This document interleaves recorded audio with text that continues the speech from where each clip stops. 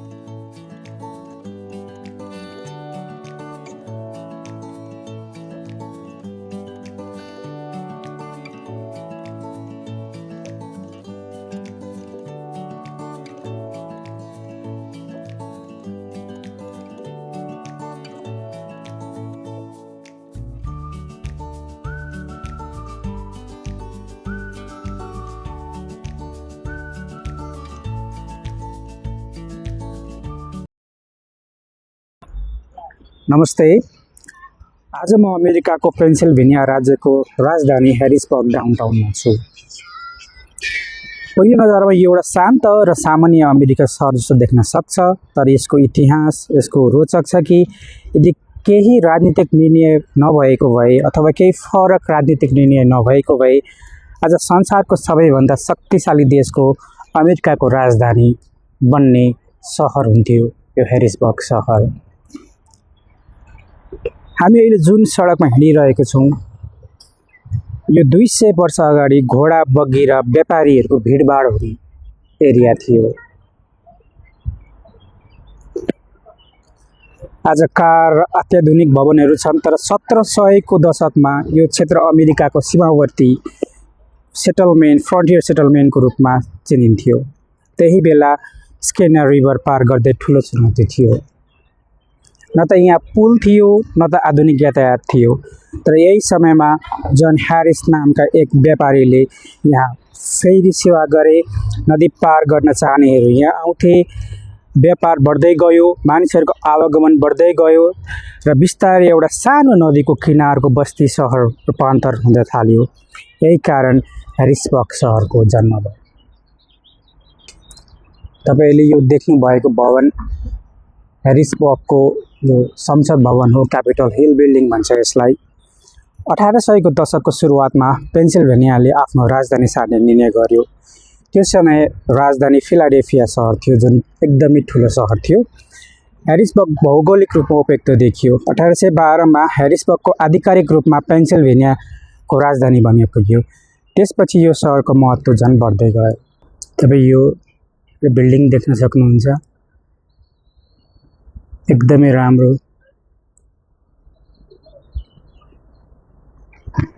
यो ह्यारिसबर्गको मुटुमा रहेको डाउनटाउन क्षेत्र पर्छ यो।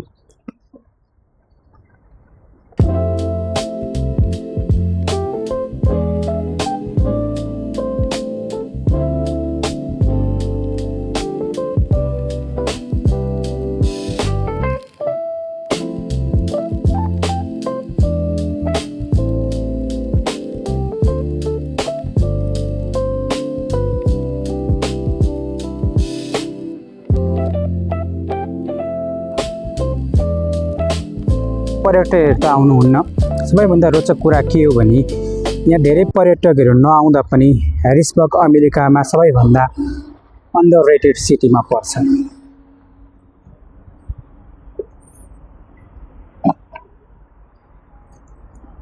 सायद अमेरिकाको राजधानी ह्यारिसबर्ग भएको भए अझै पनि यो प्रसिद्ध हुन्थ्यो होला, तर समय अन्तरालमा सन् 1700 मा राजधानी हुँदै गर्दा अन्तिममा गएर वासिङटन डिसी यहाँको अमेरिकाको राजधानी बन्न सफल भयो।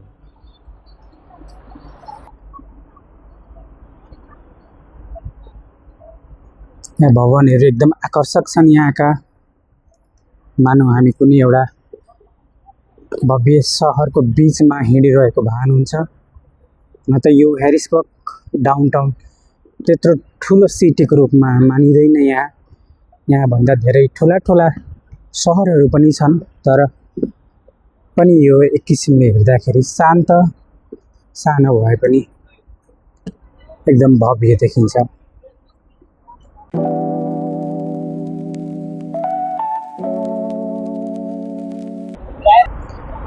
अहिले चाहिँ हामी पार्कको साइडबाट हिँड्दैछौँ।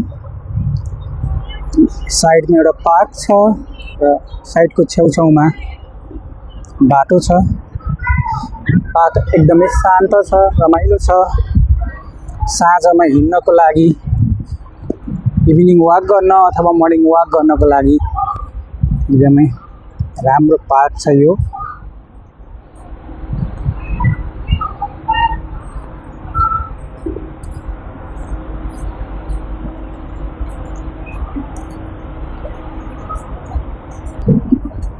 अहिले चाहिँ हामी वालनट स्ट्रिटमा छौँ। वालनट स्ट्रिटको यो पार्कबाट तपाईहरुलाई म दृश्य देखाइरहेको छु।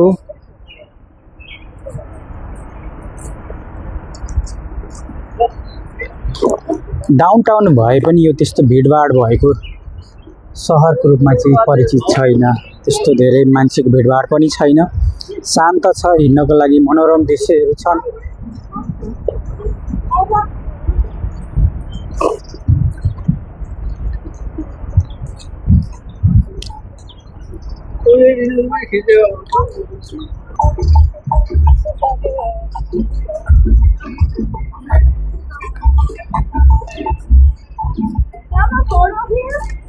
तपाईं देख्न सक्नुहुन्छ कि स्ट्याचुहरू छन् र यो चाहिँ ह्यारिसबर्गको डाउनटाउनको पुरानो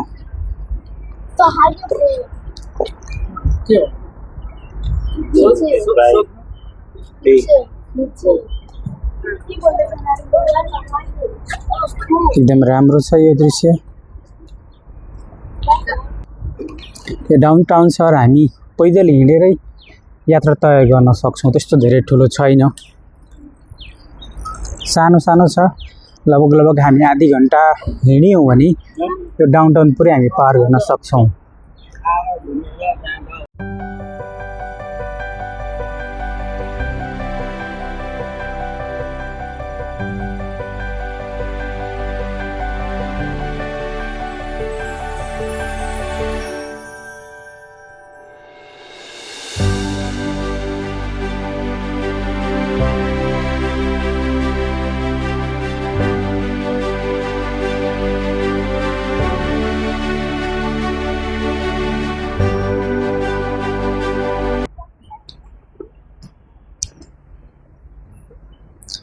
एकदम शान्त छ यो एरिया, घुम्नको लागि साँच्चै नै एकदम रमाइलो छ। बाटाहरू ठुल्ठुला छन्।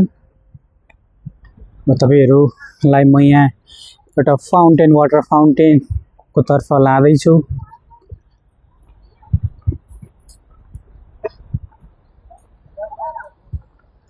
एकदम राम्रो दृश्य अब तपाईहरु देख्न सक्नुहुन्छ।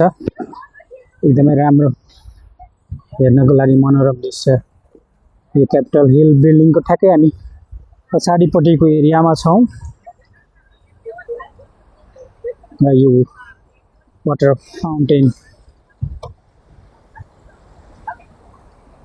साँच्चै नै राम्रो छ।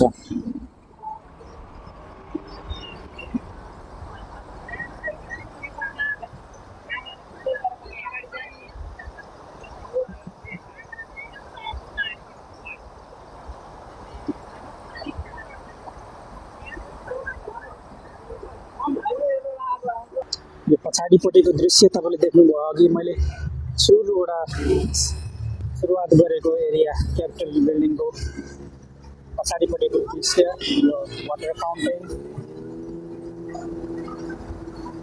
एकदमै राम्रो छ। नजिकबाट पनि यसलाई निहाल्नेछौँ। साना केटाकेटी फोटो पनि खिच्दैछन्।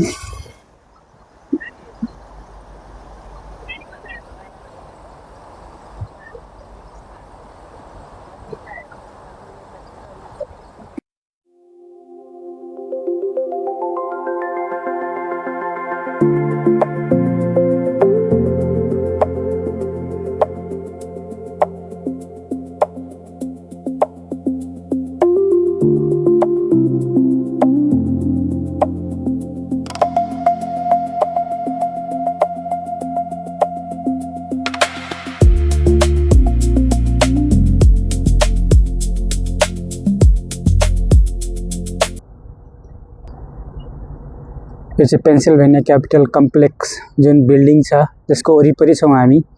त्यसको चाहिँ यो म्याप रहेको छ।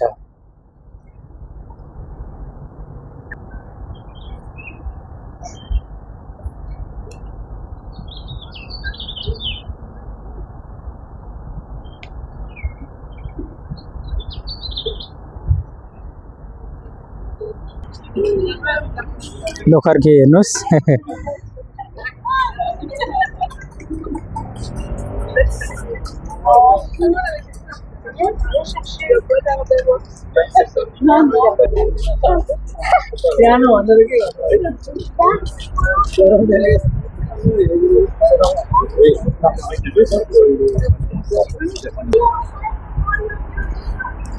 यो बिल्डिङ चाहिँ द स्टेट म्युजियम भन्दो रहेछ। यो ह्यारिसबर्गको स्टेट म्युजियम। हुन त हामी अहिले भित्र जाँदैनौँ, यहाँ बाहिरबाट हजुरहरूलाई म देखाउँदैछु यो स्टेट म्युजियम। हुन त घुम्नुपर्ने ठाउँहरू अझै यहाँ ह्यारिसबर्गको डाउनटाउनमा धेरै ठाउँहरू थिए, तर अकस्मात कल आएको कारणले गर्दाखेरि हामी चाहिँ यहाँबाट निस्किनुपर्ने भयो। हामी डाउनटाउनमा धेरै बेर रुमलिने मौका पाएनौँ आजलाई। त्यही भएर मैले चाहँदै पनि हजुरहरूलाई धेरै कुराहरू देखाउन सकिनँ, धेरै कुराहरू समेट्न सकिनँ। तर फेरि पनि यो डाउनटाउनमा आउने बाचा गर्दै यहाँका छुटेका ठाउँहरू तपाईँहरूलाई देखाउने म कोसिस गर्ने नै छु। र आजको लागि चाहिँ मलाई यो भिडियोबाट बिदा दिनुहोला। अर्को भिडियोमा आउने बाचाको साथ अहिले बिदा माग्छु। तपाईँहरूलाई यो भिडियो मन पर्यो भने कृपया तपाईँहरूको सब्सक्राइब गर्न चाहिँ नभुल्नुहोला। तपाईँहरूको यो लाइक सब्सक्राइबले मलाई अझै पनि मेहनत गर्नलाई ऊर्जा दिनेछ। यति भन्दै म आज बिदा माग्दैछु। हस्त धन्यवाद।